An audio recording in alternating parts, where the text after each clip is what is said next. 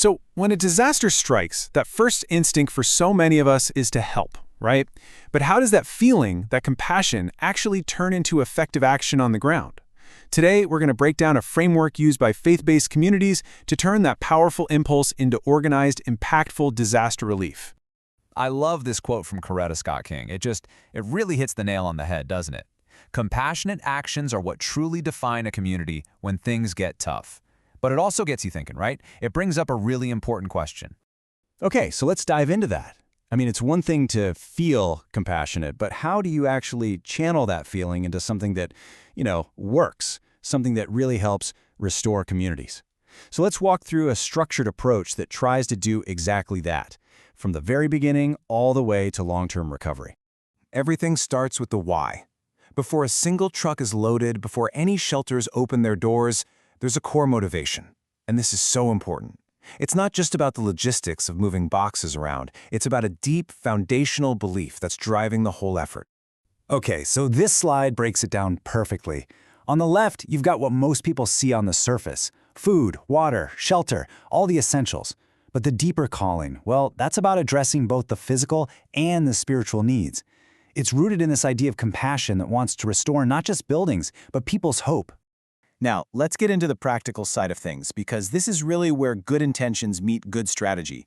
And you might be surprised by this, but some of the most critical work, it actually happens before the storm clouds even start to form. I think this lighthouse analogy is just brilliant. The disaster, that's the storm. An effective response, that's the lighthouse. But here's the thing, a lighthouse is totally useless if it wasn't built on a rock-solid foundation way before that storm ever hit. And that foundation, well, that's all about preparation. So, what are we talking about when we say foundation? It's really about these 4 key steps. First up, you gotta know what you're up against, so you assess the risks and you make a plan. Second, you build and train your volunteer teams so they're actually ready to go. Third, you figure out your communication plan. And finally, and this is huge, you form partnerships with other groups before you need them.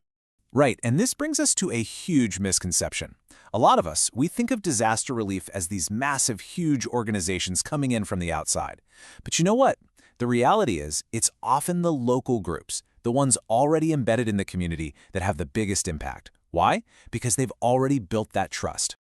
Okay, so the preparation is done, now the storm hits. This is where all that planning pays off, because good structure is the only thing that stands between you and total chaos. And to keep that chaos at bay, a lot of different groups, we're talking faith-based organizations, government agencies, you name it, they use a framework called the Incident Command System, or ICS. Think of it like a shared playbook for an emergency. It makes sure everyone knows their role and how to talk to each other, which, is absolutely critical when every single second counts. And this is a great look at how that system lets all the different players work together. You've got your local churches on the ground, providing volunteers and, importantly, facilities that people already know and trust.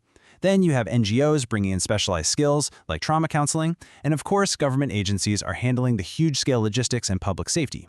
Everyone has a role. And what's so important here is that even in the absolute thick of it, that dual mission is still front and center. So, handing someone a bottle of water, it's not just about hydration.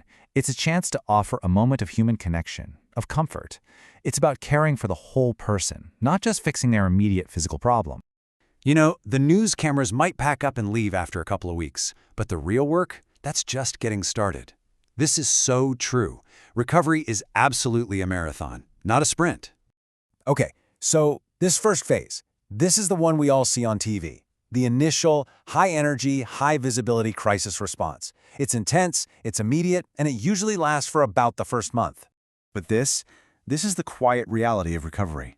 The actual long-term work of rebuilding lives, homes, entire communities, that can easily take a year. And honestly, often, it takes much, much longer. And that's where real patience and perseverance come in. And you can see why this long-term phase demands a totally different skill set. The focus shifts from immediate needs to things like understanding trauma and grief, providing sustained emotional and spiritual support, and, this is key, empowering local leaders to build back even stronger. It also means looking out for your own people, making sure you're addressing volunteer burnout for those in it for the long haul. All right, so we've gone through the whole framework, right? From that initial calling all the way to long-term rebuilding. So what are the big takeaways from all this? If you remember just 3 things from this, make it these. Number 1, preparation is not optional, it is the bedrock of everything. Number 2, you have to work together. Collaboration is everything, because no single group can do this alone. And number 3, holistic care is vital. Taking care of people's emotional and spiritual needs is every bit as important as giving them food and water. And in the end, it all comes back to that lighthouse, doesn't it? An effective response doesn't stop the storm from coming. It can't. What it can do is act like that steady, prepared lighthouse, a source of hope and a clear path forward when everything else is just darkness and chaos. And that really brings us to the final thought we want to leave you with. Because the storms, they will come. That's a given. The only real question is, are we prepared for them? Building that preparedness isn't somebody else's job. It's a responsibility we all share. So I'll ask you, who is building the lighthouses in your community?